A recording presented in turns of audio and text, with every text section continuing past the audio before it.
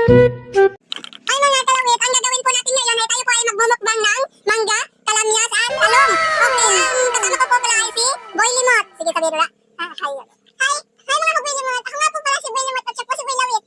Okay, so ngayon mga kalawit, simulan na po natin ang pagmukbang. Simulan natin sa mangga. At may sausawan po tayong tuyo na may sili. Yun, mga kalawit. Mukhang masarap kaya po. Masarap. Saktong-sakto lang po yung sausawan. Kaya mo ba to, Boy Limot? Kaya. Yun, ang gusto ko. Tara, simulan na natin.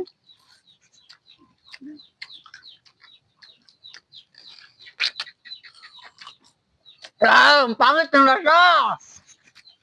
Ano masasabi mo? Hindi niya kinaya, mga boy kalawet. Woo! Si Boy Limot ay mahina pala sa ganito. Hindi ko kaya, ang asim.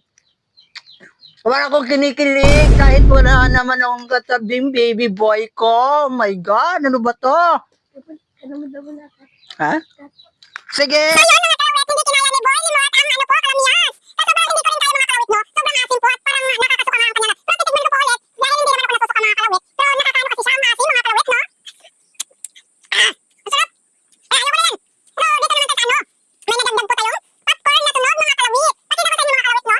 Sunog po siya na popcorn. Ginagawa mo. Nilaluto si Boy Limot, siyempre. Ano sasabi mo sa Boy Limot? Ito ako lang langis. Wow, wala pala langis. Pero okay lang yan. Mukbangin natin yan. Dito naman tayo sa talong na hilaw. Siyempre hindi po yung luto no mga kalawit. Sausaw natin. Kaya mo? Yun! Kakayanin kaya ni Boy Limot. Ako kaya ko kaya mga kalawit. Ang pagod na lasa. Mas matindi lang sa nila. Oh my gosh! Mga kalawit! Si Boy Limot ay hindi niya talaga kaya mga kalawit no? Pero kakayanin natin to. Butin natin pang isa. Ang pangit ng lasa po. Hilaw na talong. First time ko kumain ng hilaw na talong. Ikaw? Kaya? Hindi mo kaya?